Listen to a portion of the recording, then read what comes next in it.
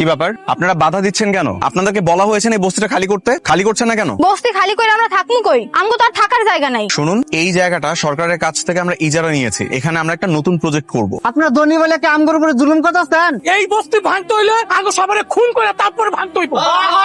Please আমার কথা আপনারা একটু বোঝার চেষ্টা করুন। আমার কাছে কিন্তু হাইকোর্টের নোটিশ আছে। যদি আপনারা আমার কথা না শুনেন, আমি কিন্তু পুলিশের কাছে কমপ্লেন করতে বাধ্য হব। তখন আপনাদেরকে এই বস্তি থেকে কিন্তু উচ্ছেদ করা হবে। আপনারা তো কোটিপতি, আপনার তো অনেক টাকা আছে, আপনারা চাইলেই তো এর থেকে ভালো জায়গা কিনতে পারেন। এই জায়গা সাইরা দেন। এটা সম্ভব হচ্ছে না, কারণ আমরা অলরেডি এই জমির জন্য সব রকম টাকা সরকারের কাছে জমা দিয়ে রেখেছি। এখন আমরা চাইলেও এই জায়গাটা ছাড়তে পারবো না। বরঞ্চ আপনারা খুব দ্রুত এই বস্তিটা খালি করুন, তা না হলে কিন্তু আমরা ব্যবস্থা নিব এই বস্তি পরিষ্কার করার জন্য। কি পরিষ্কার করবি? মা, ও মা, মা বস্তির সবাই মিললে নাকি ওই বড়লোকের কোম্পানির নামে মামলা করতে চাইবো। আমিও যাবো, আমার নাকি যাওয়া লাগবো থানায় সাক্ষী দেওয়ানের লাগিয়া। না না, তোর যাওয়ানোর কোনো দরকার নাই। ওসব কেস মামলার মধ্যে থেকে তুই কি করবি? কেন মা, আমি গেলে কি সমস্যা? আর তখন দেখলাম তুমি হেরে দেখে মুখ লুকাইছো। তুমি কি হেরে চিনো? আগে চিনতাম না, তো কয়দিন আগে আমি ওই পোলারে ওর বাপের লগে দেখছি। ওর বাপের আমি চিনতে পারছি। কে সে? ছোটবেলায় তোর আমি কইতাম না যে আমার এক বান্ধবীর পোলার লগে তোর আমি বিয়া দিছিলাম। এই পোলাই হলো সেই পোলা। এই পোলার লগে তোর বিয়ে হয়েছে। কি? এই থামেন, কই যাচ্ছেন? অফিসের মালিকের লগে দেখা করতে যাবো। কি ব্যাপার, তুমি বস্তির ওই মেয়েটা না? আপনার লগে আমার জরুরি কথা আছে। তো বস্তিতে থাকো বলে কি এটুকু জানো না যে কোথাও যেতে গেলে পারমিশন নেওয়া লাগে, বা কোনো অফিসে ঢুকতে গেলে পারমিশনের প্রয়োজন হয়?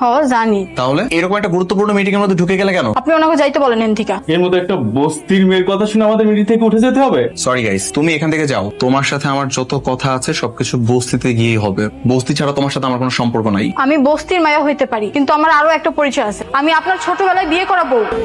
What nonsense! কোথায় দাঁড়ায় কি বলছো সেটা কি তুমি জানো? আমি সত্যি কইতাছি, ছোটবেলায় আপনার লগে আমার বিয়ে হয়েছিল। বড়লোকের ছেলে দেখলে মাথা ঠিক থাকে না বুঝি? আমি কোনো লোভে পড়ে এখানে আসি নাই। তাহলে কেন আসছো? বস্তি বাঁচানোর জন্য? বেরো এখান থেকে। এই, ওর এখান থেকে বের করো।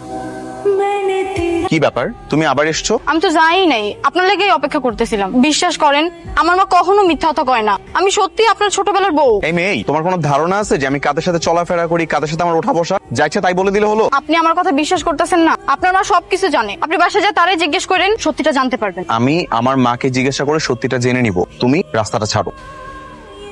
কি ব্যাপার? তুই ভাত নাড়াচাড়া করছিস কেন? খাচ্ছিস না কেন? আচ্ছা মা, তোমরা কি ছোটবেলায় আমাকে কখনো কারোর সাথে বিয়ে দিয়েছিলে?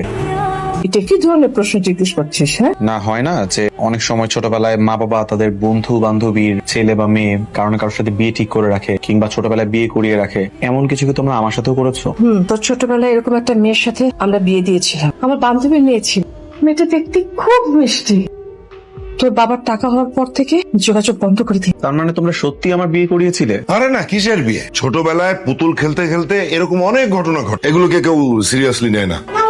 এই চুপ কর তো। আপনারা আমার মারে সাইরা দেন, আমরা আপনাকে সব টাকা পরিশোধ করে দিমু। এই কথা গত 6 মাস যাবত শুনতেছি। কেন, কিস্তি দেওয়ার সময় শর্ত ছিল না প্রতি মাসে মাসে কিস্তি পরিশোধ করতে হবে? দিয়া দিমু তো। আপনাকে টাকা না দিয়ে কই যামু কোন? আমাকে কয়েকটা দিন সময় দেন। কি চাচি, টাকা দিবা নাকি তোমার মায়ের দিয়ে দিবা? খাস করে তোমার মায়ের বিক্রি করে দাও। এইগুলো আপনারা কি করতেছেন বাবা? আমার মায়ের এমন কথা কইেন না। আপনাকে হাতে পায়ে ধরে আমার মায়ের আপনারা কিছু কয়েন, সারা দেন আম করে।